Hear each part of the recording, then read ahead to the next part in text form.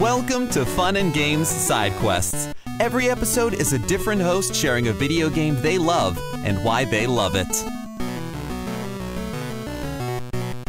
Hello, I'm Keith from comic podcast We Have Issues and certain POV music show Jukebox Vertigo.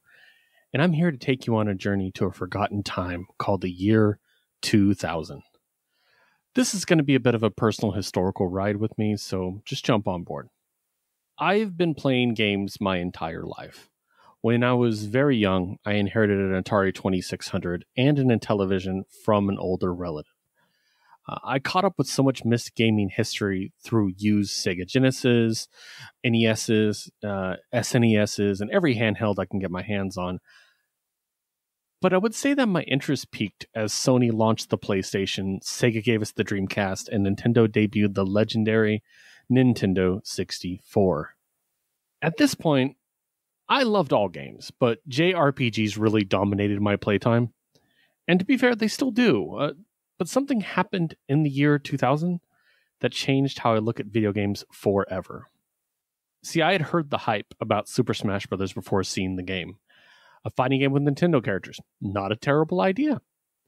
And I wasn't opposed to fighting games in general. Soul Edge, Soul Calibur, and the Tekken series were common party games amongst my friends, and I genuinely enjoy them, and still do.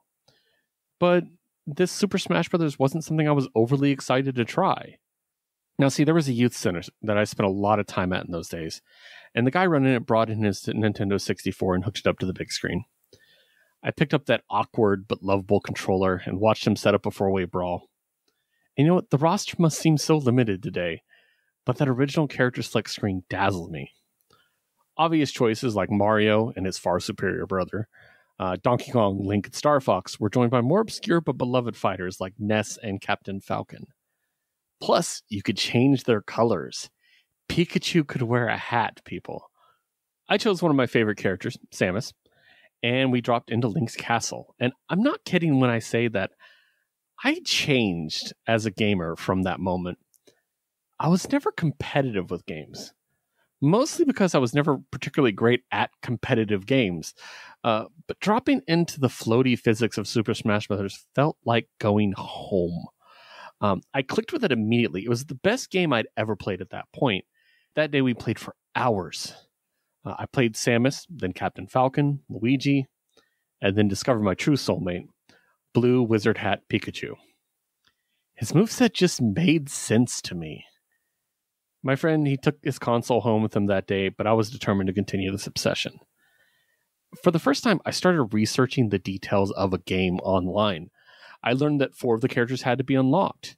I read about the single-player mode. I learned about techniques like Z-canceling and teching. The Youth Center got its own 64, and I just dove into it, practicing these techniques. Sadly, I probably ruined the game for a few of my friends because I soon got near unstoppable. And this isn't me bragging. I don't brag, but it got to the point where I didn't have competition. Soon we started doing 1v2 matches and then 1v3. And after my study, if you will, I can count my one-on-one losses on one hand. I was absolutely obsessed. Unfortunately, as far as the series go, that was the peak of my love. I hated Melee. I know it's like a really beloved competitive game amongst a lot of people, but I can't stand that game. I just felt like the physics are way off. The roster felt really bloated for no reason. And Pikachu was so different that I was struggling to adapt to the different speed and weight and physics. I had a little more luck with Samus, but it just wasn't the same.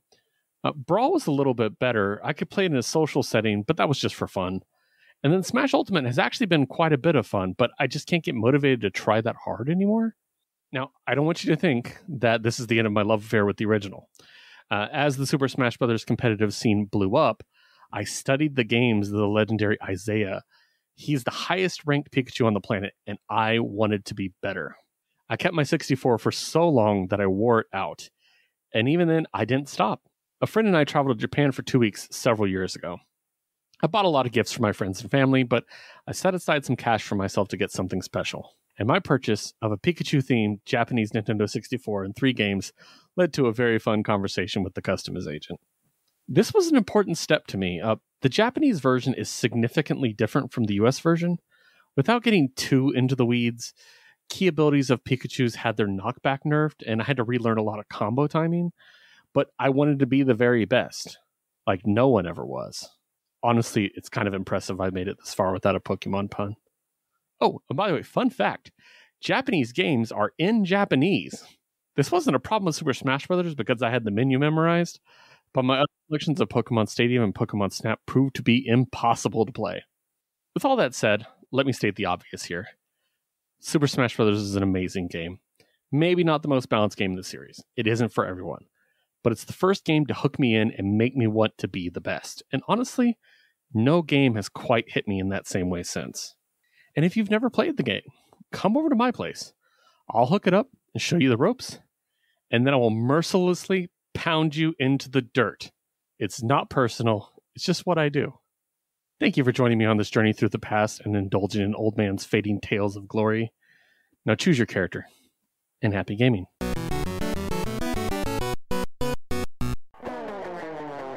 All right, Josue, let's go through our new Comic Day stack. We have a lot to review. I know. Maybe we've gone too far. Well, let's see. Marvel, of course. DC. I got Image, Dark Horse, Black Mask, Boom, IDW. Aftershock, Vault, of course, Mad Cave, Oni, Valiant, Scout. Magma, Behemoth. Wow, that's a lot. Well, all we need now is a name for our show. We need a name for our show about reviewing comic books every week. Something clever, but not too clever. Like a pun? It's kind of cheesy.